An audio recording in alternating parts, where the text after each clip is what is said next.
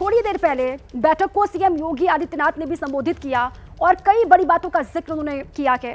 कार्य समिति की बैठक में सीएम योगी ने कहा कि कार्यकर्ताओं को बैकफुट पर आने की जरूरत नहीं है और कई बार अति आत्मविश्वास से नुकसान होता है। ये योगी ने कहा, बीजेपी का वोट प्रतिशत कम नहीं हुआ, 2027 में भी जीत का संकल्प लिया है हमने और 27 के लिए आज से ही तैयारी करनी है और सभी को जुट जाना है इसके लिए। विपक्ष को दोबारा उछल कूद करने का अवसर अब नहीं मिल पाएगा। सीएम योगी आदित्यनाथ ने ये सीधे सीधे विपक्ष को लेकर कहा कि जो उछल कूद किया जा रहा है लोकसभा चुनाव के नतीजों के बाद, अब वो अवसर विपक्ष को नहीं मिलेगा। 27 में जीत की तैयारी हमें अभी से शुरू करनी होगी और 27 में जीत का संकल्प सभी को मिलकर लेना होगा। भारतीय जनता पार्टी के कार्यकर्ता को किसी भी स्थिति में बैकफुट पर आने की आवश्यकता नहीं है, किसी भी स्थिति में नहीं है, क्योंकि आपने कार्य किया है।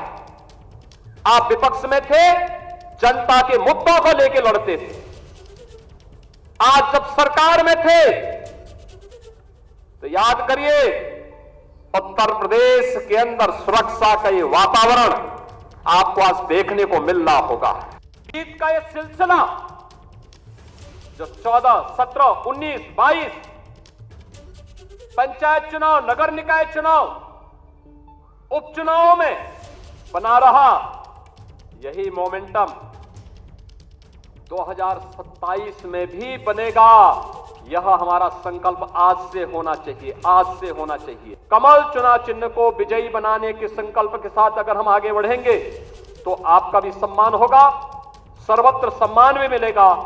और जो लोग उछल कूद करने का कुत्सित प्रयास कर रहे हैं, मुझे लगता है इनको दोबारा उछल कूद करने का अवसर ही नहीं मिल पाएगा।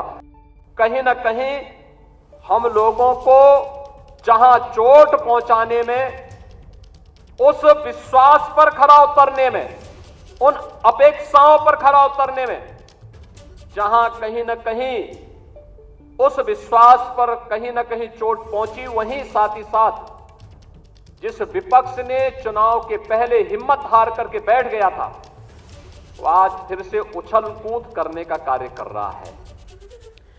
तो सीएम योगी को आपने सुना, कार्यकर्ताओं को कहा कि परिस्थितियां भले कैसी भी हो, बैकफुट पर नहीं जाना है, डटे रहना है, 27 में भी जीत हमारी होगी, ये कहते हुए सीएम नजर आए।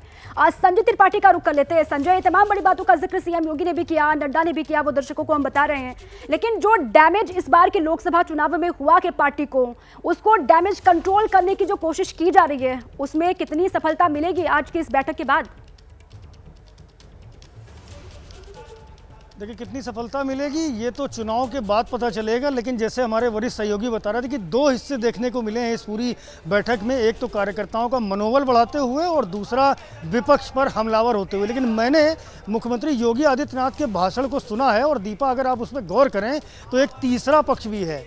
कार्यकर्ता कहाँ कमी कर गए, वो पक्ष भी उन्होंने बड़ी मजबूती से उजागर किया है। उन्होंने कहा कि सोशल मीडिया पर हम सभी लोग बहुत एक्टिव रहते हैं।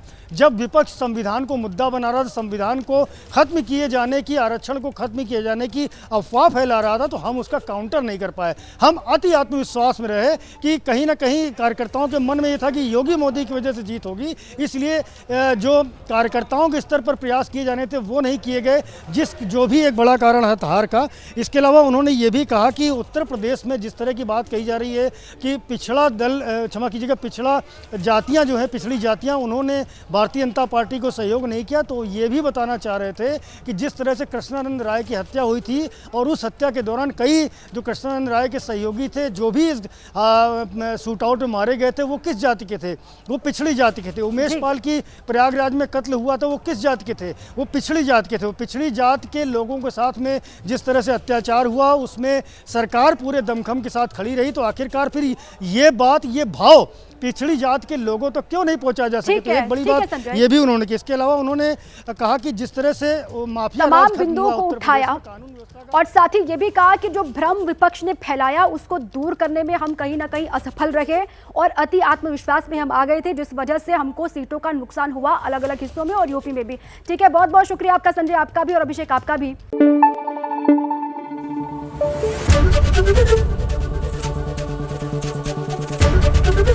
ABP News, आपको रखे आगे।